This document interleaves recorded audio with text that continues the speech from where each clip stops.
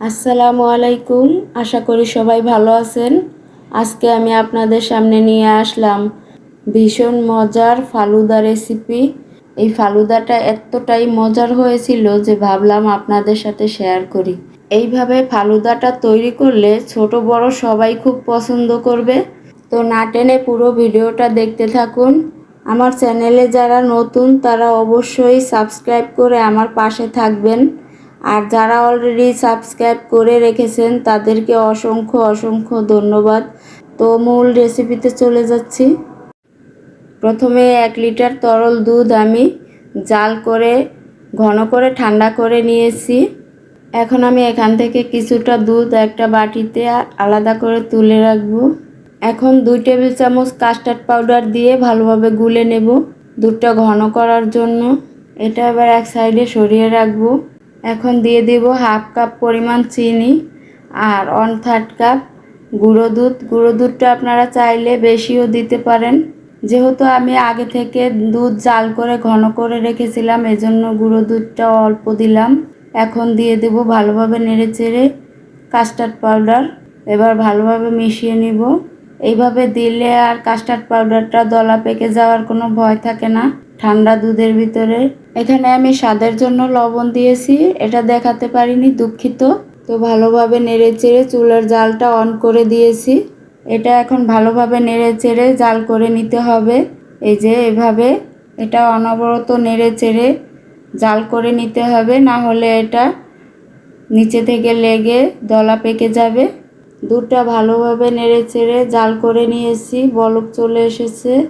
বলক চলে আসার পরে আর বেশি সময় রান্না করার কোনো দরকার নেই। দুধটা এমনিতেই ঘন হয়ে এসেছে। এবার চুলার জালটা অফ করে দুধটা ঠান্ডা করে নেব। দুধের মিশ্রণটা এখন ঠান্ডা করে নর্মাল ফ্রিজে রেখে দেব 2-3 ঘন্টার জন্য। এবার একটা পাত্রে পর্যাপ্ত পরিমাণ পানি ফুটিয়ে নিয়েছি। এবার দিয়ে দিলাম হাফ কাপ পরিমাণ সাবুদানা। এবার এটা সাথে সাথে ভালোভাবে নেড়েচেড়ে মিশিয়ে নিতে হবে। আর সাবুদানাটা অবশ্যই গরম ফুটন্ত পানিতেই দিতে হবে, না হলে সাবুদানাটা গলে যাবে এবং ছোট ছোট হয়ে যাবে, এটা ভালোভাবে হবে না। এই যে সাবুদানাটা জাল করে ভালোভাবে সিদ্ধ করে নিয়েছি, ভালোভাবে সিদ্ধ হয়ে গেছে। এখন আমি পানি ঝরিয়ে ধুয়ে নিব। এই যে ধুয়ে নিয়েছি, দেখেন কতটা ঝরঝরে হয়েছে, কত সুন্দর। এটা আবার এক সাইডে রেখে দেব। 3 ঘন্টা পর ফ্রিজ থেকে আমি দুধের মিশ্রণটা বের করে নিয়েছি। এই যে ঘনত্বটা এরকম হয়েছে, একেবারেও ঘন না একেবারেও পাতলা না, একটা ক্রিমি ক্রিমি ভাব। এবার এটার মধ্যে দিয়ে দিলাম কলা, ছোট ছোট করে কেটে নিয়েছি। দিয়ে দিলাম স্ট্রবেরি, আপেল কুচি, আর দিয়ে দিলাম আনার। এখন দিয়ে দিলাম সাবুদানা আর দিয়ে দিলাম নুডলস। এবার এগুলো ভালোভাবে নেড়েচেড়ে মিশিয়ে নিব।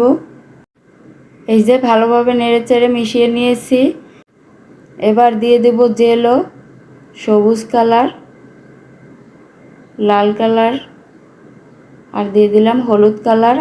আপনারা যদি জেলোর রেসিপিটা দেখতে চান তাহলে কমেন্ট করে জানাবেন, আমি জেলোর রেসিপিটাও দিয়ে দিব। এবার ভালোভাবে নেড়েচেড়ে মিশিয়ে নেব।